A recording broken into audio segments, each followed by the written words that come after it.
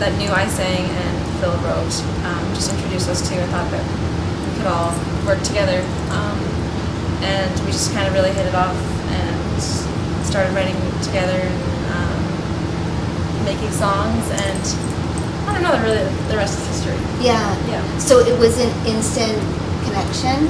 At the time I was writing a song in the studio and she came in. I was writing a song for myself and she sang on it. And yeah, I would say the connection for the most part was instant. Yeah. Wow. This summer you were touring with Lilith Fair, right? Yes. How did that go? Went really well. It was our first tour, and we did all the Canadian dates for Lilith this year, and it was just really cool to perform with, on the same bill as the huge artists that were there, and be part of the whole thing, and be part of giving money to the charities and all that kind of stuff. It was a really cool experience. We have a single out called "Don't Let Your Feet Touch Ground," and again, we've been in the studio for 4 years. Finally stuck our head out of the studio to perform live and to play the song to a crowd and have everyone kind of sing it back to you is quite an overwhelming, rewarding feeling. Yeah. Were you shocked at how well people responded to that song? Absolutely. Yeah. I was just saying to someone earlier today, like seeing the people singing the lyrics back to you when you're on stage, kind of. I had to kind of go on autopilot for a bit to just kind of absorb it. The fact that they knew our songs that we've just been working on, cooped up in the studio for the last 4 years. So it was really cool. Wow. And so it's in the lottery commercial. Yes. And what is that like when you're watching television and your song comes on that commercial? How does it feel? I think it's more amazing for our families and Yeah? such than it maybe is for ourselves. I think that you end up feeding off their reaction because they're just like, oh, and because a lot of the time when you're involved in the process of this coming to fruition, you're not necessarily desensitized, but you're expecting it to come out. You've already seen it. You've seen it before it ever hit TV. Yeah. So then you kind of react to your family reacting to it, which is actually Because they're so proud. Tell us a little bit about your style. My style, I like to keep it fairly casual. Even if I think of dressing up, I still am not really a dress or skirt person. But I kind of have to keep a boyish twist on it. So t-shirts, but I'll throw heels on occasionally.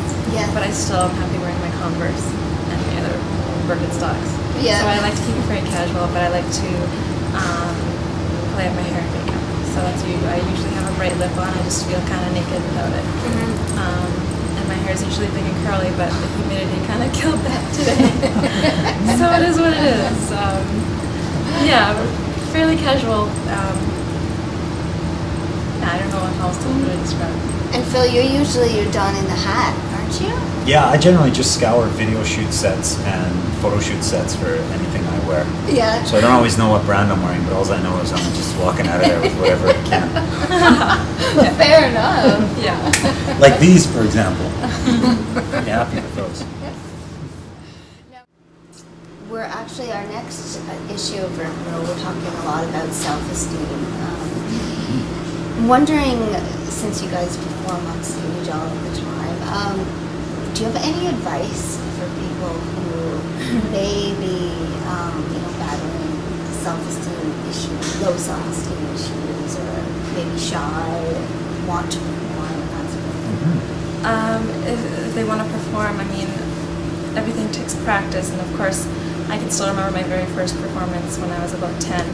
We had a recital, and I sang "Wind Beneath My Wings" in front of all the parents by Bette Midler, and I remember just shaking, not knowing if I want to go on stage, but that's inevitable that you're going to be nervous the first time. It's just, with practice it comes, and eventually I think I'm finally at a spot in my career where I can go on stage and feel at home. I can feel comfortable. And you just kind of have to remember that people watching you, they want you to succeed. They're generally not there to judge you. They want to see you do well. And I think if you always remember that, and that nobody's there to judge you or see you fail, you can deal better with being in front of them. Right. But like I said, it takes practice. Yes. It took a while. It takes a while for everybody. Yeah. Sure. Do you get nervous, Phil, before you're on stage? Or? I think, I mean, in terms of self-esteem, I don't. My concerns when I get on stage are no longer how we're portrayed or it's technical stuff. I think once you're playing in our sort of forum, your concerns are basically technical. What, you know, is the Mac running properly? Is our mics running properly? The monitoring system, you know, is everybody playing in time? I think having those, taking your eye off the self ball makes you far more focused. And I would say if you're a young singer or a young performer or musician, you really got to believe in yourself, because it starts with you. You know, it really does. It starts with you, and however unusual or odd you may be, the greatest artists always were, because they all had this very elite, amazing quality. So if to others you seem odd when you're a little bit younger, you just got to look and believe in yourself and identify with the great qualities you have and just nurture them and believe in them, and you will become something if you believe hard enough, and just don't take your eye off the ball. Just know that. Don't think that you have the ability to be a great piano player. Know that you're going to be a great piano player, and just nurture it and do it. Standing up straight, I'm 10 feet tall. I like this look